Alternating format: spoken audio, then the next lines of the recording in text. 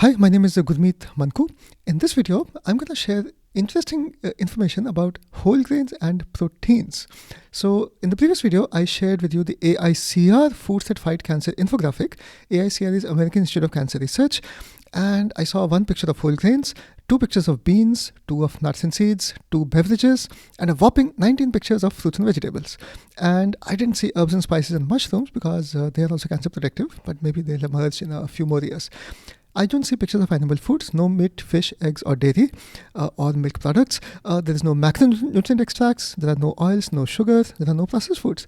So the question is, can we make a food plate exclusively from whole grains, beans, nuts and seeds, beverages, and an abundance of fruits and veggies exclusively? Because then each and every constituent of my food plate would be something that fights cancer. Luckily, yes. So this is the whole food plant-based food plate advocated by American College of Lifestyle Medicine. Now, in this food plate, the top right corner is what they call plant proteins. So where do we get this from?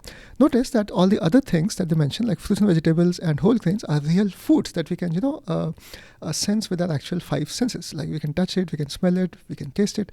But protein is an invisible thing, right? We can't touch, smell, taste. Like, what is protein? So we have to think what it is. Now, visually, this food plate has beans, peas, legumes, and nuts and seeds are being suggested as the source of plant proteins. And that is motivated me to make this video. Do whole grains have protein or not? Okay, so let's first see, why is the ACLM food plate structured the way it is? And I believe the reason is historical, because the USDA food plate is structured similarly, and so is the Canadian Food Guide. So notice that in these food plates, half of the food plate is identical. It is fruits and vegetables. It's a colorful medley of some cooked, some raw fruits and vegetables. Now, 1/4 of the food plate is whole grains, in all 3. And in terms of the beverage is dairy in USDA guidelines. It has become water in the Canadian Food Guide, and it's water in ACLM's Whole Food Plant-Based Food Guide. The only debate going on is the protein section. So let's see what is going on. In the USDA food plate, they have a section on protein foods, and they have identified 3 healthy eating patterns.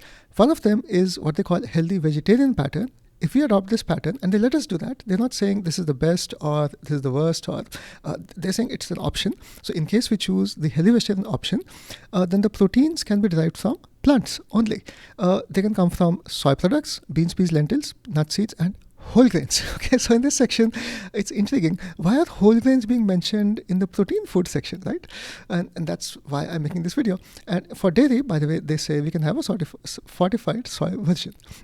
So the Canadian Food Guide is similar, but it says protein foods that come from plants more often, that we should choose such foods. So there's a leaning towards plants, but they haven't said 51% or 80 or 90. ACLM says just make it plant only. So that's the difference between the 3 food plates. But in the ACLM food plate, they are saying beans, peas, legumes, and nuts and seeds, but whole grains. Do they have protein too? So that's the theme of this video. In some other video, I will explore how about the left-hand side of the food plate. Are there any proteins in the left-hand side of the food plate? Especially if I make a giant salad with leafy greens. But I'll come to that later. Let's focus on whole grains and protein. Intriguingly, I came across this Kidney International publication. What is this? It's actually a 2020 Clinical Practice Guideline for Diabetes Management in CKD, Chronic Kidney Disease, by Kidney International, in the Annals of Internal Medicine. So these are clinical practice guidelines.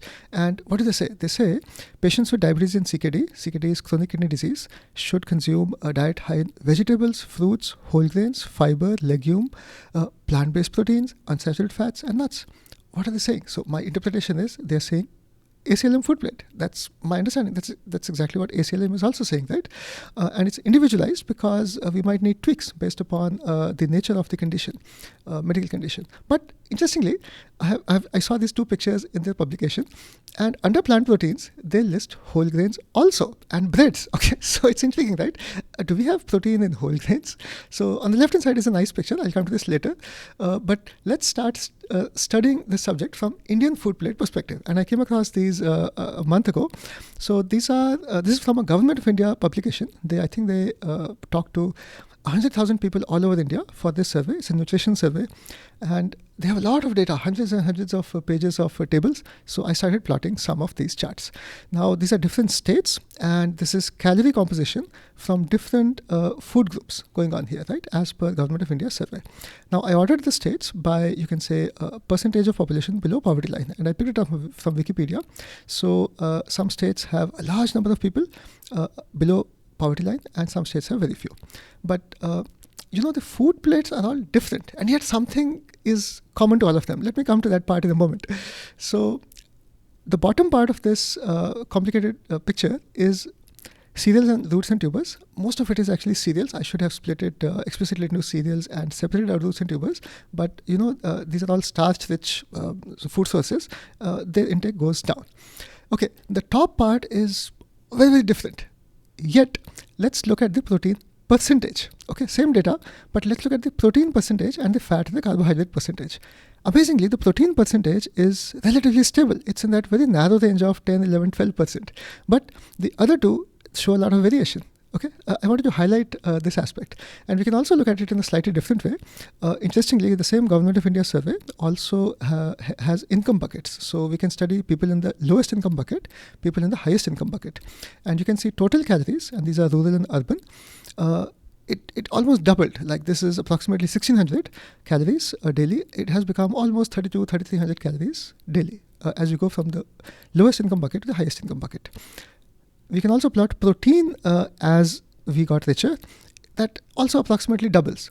But fat intake quadruples approximately. Okay, but let's do it in a slightly different way. Same data, but let's plot it differently. So again, calories went up, but let's look at the percentages of carbohydrates, fats, and proteins and see what happens.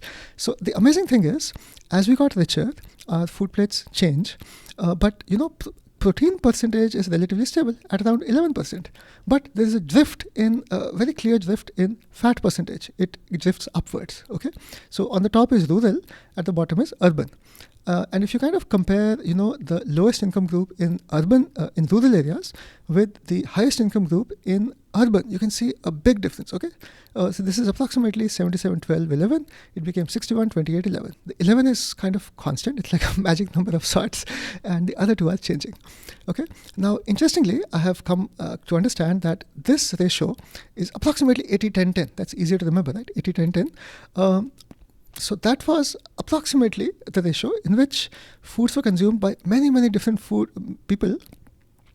population groups all over Asia, Africa, South America, let's say 20, 30, 40, 50, 60 years ago, even 70, 80 years ago.